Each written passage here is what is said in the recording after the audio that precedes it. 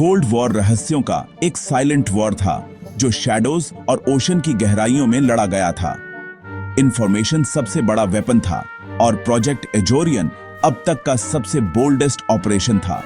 Mission Pacific के bottom से एक गुम हुई सोवियत न्यूक्लियर सबमरीन को मिसाइलों और कोड बुक्स के साथ रिकवर करना। 1968 में जब दुनिया न्यूक्लियर वॉर के कगार पर थी, एक सोवियत सब गायब हो गई। सोवियतों के लिए डिजास्टर, अमेरिकियों के लिए गोल्ड माइन। CIA ने सोवियत टेक्नोलॉजी और क्रिप्टोग्राफिक सीक्रेट्स को सीज करने का एक मौका देखा, जिससे पावर का बैलेंस बदल सकता था। लेकिन चुनौती बहुत बड़ी थी। 3 मील नीचे से कई हजार टन के व्रेक को उठाना, सोवियत की नाक के नीचे पकड़े बिना। इस प्लान के लिए एक रिक्लूसिव बिलियनियर, एक फेक माइनिंग ऑपरेशन और एक ऐसा शिप चाहिए था जैसा पहले कभी नहीं बना था। यह सिर्फ एस्पियोनाज नहीं था, यह एक हाई स्टेक्स हाइस्ट था, ह्यूमन इंजेन्युइटी की लिमिट्स पर एक कहानी। प्रोजेक्ट एजोरियन रहस्य, टेक्निकल मार्वल्स और कोल्ड वॉर एस्पियोनाज की ब्लर्ड लाइंस की कहानी है। यह इस बारे में है कि नेशंस सबसे डेडली गेम में एक एज के लिए क्या रिस्क लेंगे। यह CIA के सबसे ऑडेशियस सीक्रेट मिशन की कहानी है। इतिहास का एक चैप्टर जो डार्कनेस में लिखा गया, पब्लिक आई से दूर। फरवरी 1968, सोवियत सबमरीन K-129 न्यूक्लियर मिसाइलों से लैस नॉर्थ पैसिफिक में पेट्रोल कर रही थी। 98 क्रूमैन गायब हो गए जब सबने अपने रेडियो चेक-इन्स मिस कर दिए।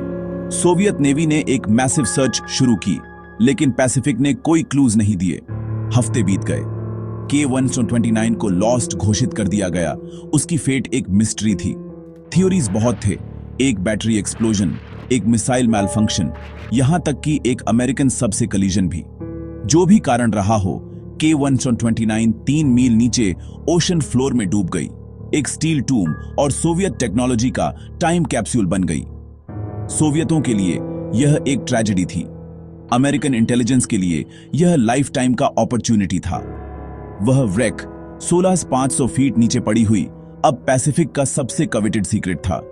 उस डेप्थ पर प्रेशर बहुत ज्यादा था, कोई इंसान वहां सरवाइव नहीं कर सकता था। सबका लॉस सोवियतों के लिए एक क्लोज्ड बुक था, लेकिन CIA के लिए यह बस शुरुआत थी। पैसिफिक का गोस्ट CIA के सबसे डेयरिंग ऑपरेशन का टारगेट बनने वाला था। K-129 के लिए रेस शुरू हो गई थी। जहां सोवियत व्यर्थ में सर्च कर रहे थे, वहीं US के पास एक सीक्रेट वेपन था, सोसस, एक अंडर वाटर लिसनिंग नेटवर्क। सोसस ने K-129 के डिस्ट्रक्शन की आवाजें पकड़ी। एक दूर का बूम, एक कोलैप्सिंग हल। USS हैलिबर्ट, एक स्पेशल स्पाई सब को व्रेक ढूंढने के लिए भेजा गया। अकूस्टिक डेटा का उपयोग करके हैलिबर्ट ने हवाई के नॉर्थ वेस्ट में सीबेड के एक पैच तक सर्च को नैरोड किया। हफ्तों तक हैलिबर्ट के कैमरास ने डार्कनेस को स्कैन किया, जब तक कि आखिरकार सबकी टूटी हुई हल इमेजेस में दिखाई दी। फॉरवर्ड सेक्शन शायद कोड बुक्स और न्यूक्लियर मिसाइलों को पकड़े हुए ज्यादातर इंटैक्ट था। इस फाइंड की पुष्टि हुई और प्रेसिडेंट निक्सन और उनके एडवाइजर्स को रिपोर्ट किया गया। इंटेलिजेंस विंडफॉल चौंकाने वाला था। Soviet codes, missile designs, nuclear secrets, US को वह सब चाहिए थी। सवाल, उसे अबिस से कैसे उठाएं बिना दिखे? जवाब, प्रोजेक्ट एजोरियन इतिहास के सबसे एम्बिशियस कोवर्ट रिकवरी के लिए स्टेज सेट था। असली मिशन शुरू होने वाला था। एक डूबी हुई सबको सीक्रेट में उठाने के लिए एक फ्लॉलेस कवर स्टोरी की जरूरत थी। CIA का सॉल्यूशन, एक डीप सी माइनिंग ऑपरेशन का नाटक करना, मैंगनीज नोड्यूल्स में रियल कमर्शियल इंटरेस्ट का स्मोक स्क्रीन के रूप में उपयोग करना। हार्वर्ड ह्यूजेस, एक्सेंट्रिक बिलियनियर जिनकी भागीदारी ने कहानी को बिलीवेबल बनाया, उनकी कंपनी ह्यूजेस टूल ऑपरेशन का पब्लिक फेस बन गई। शिप ह्यूजेस ग्लोमर एक्सप्लोरर को एक माइनिंग मार्वल के रूप में अनाउंस किया गया। प्रेस रिलीजेस और न्यूज स्टोरीज ने दुनिया को यह न्यूज बेच दिया। जब दुनिया एक माइनिंग शिप देख रही थी, CIA ने अब तक का सबसे एडवांस्ड सैल्वेज वेसल बनाया। यह डिसेप्शन परफेक्ट थी, असली मिशन हिडन रहा। ह्यूजेस ग्लोमर एक्सप्लोरर इनोवेशन का एक फ्लोटिंग फोर्ट्रेस था।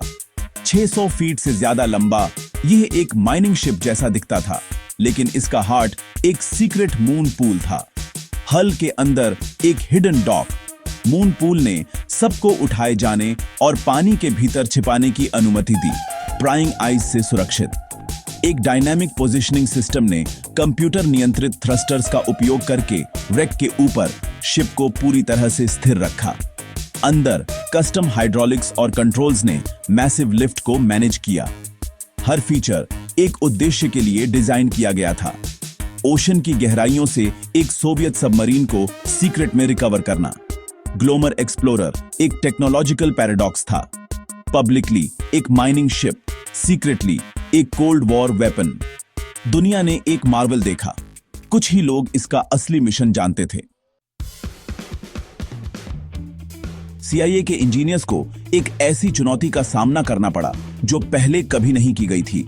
एक फ्रेजाइल 2000 टन की सबको 3 मील नीचे से उठाना।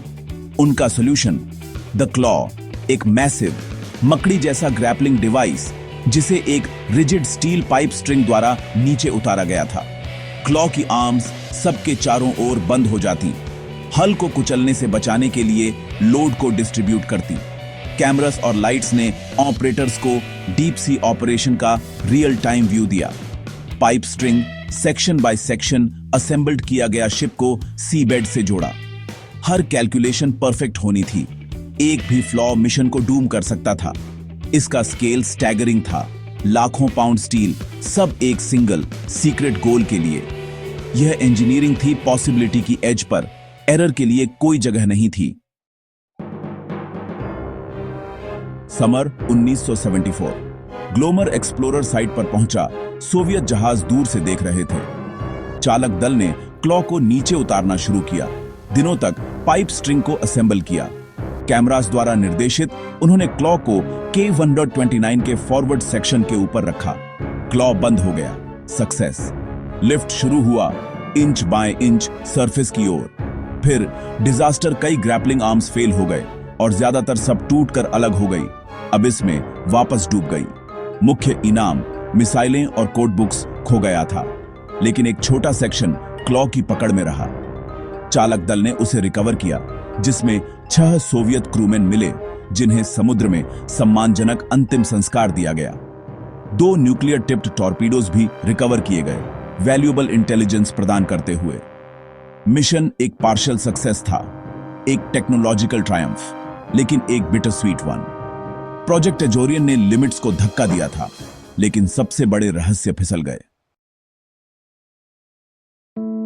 1 साल तक प्रोजेक्ट एजोरियन एक क्लोजली गार्डेड सीक्रेट रहा। कवर स्टोरी बनी रही, लेकिन ह्यूजेस के ऑफिसेज में एक बर्गलरी ने सच्चाई के हिंट्स लीक कर दिए। अफवाहें फैल गईं और 1975 की शुरुआत तक जर्नलिस्ट्स करीब आ रहे थे। CIA ने न्यूज आउटलेट से शांत रहने की अपील की, नेशनल सिक्योरिटी का हवाला देते हुए। लेकिन सीक्रेट इतना बड़ा था कि उसे कंटेन नहीं किया जा सकता था। मार्च 1975 में कहानी टूट गई। अमेरिका का एक सोवियत सबको चुराने का audacious attempt front page news था। वाक्यांश, we can neither confirm nor deny, CIA का फेमस ग्लोमर रिस्पॉन्स बन गया। दुनिया को आखिरकार माइनिंग शिप के पीछे की सच्चाई का पता चला। प्रोजेक्ट एजोरियन के खुलासे ने दुनिया को चौंका दिया। सोवियतों ने विरोध किया, लेकिन डिप्लोमेटिक फॉलआउट सीमित था। सोवियत चालक दल के CIA के रिस्पेक्टफुल बैरियल ने टेंशन्स को कम करने में मदद की।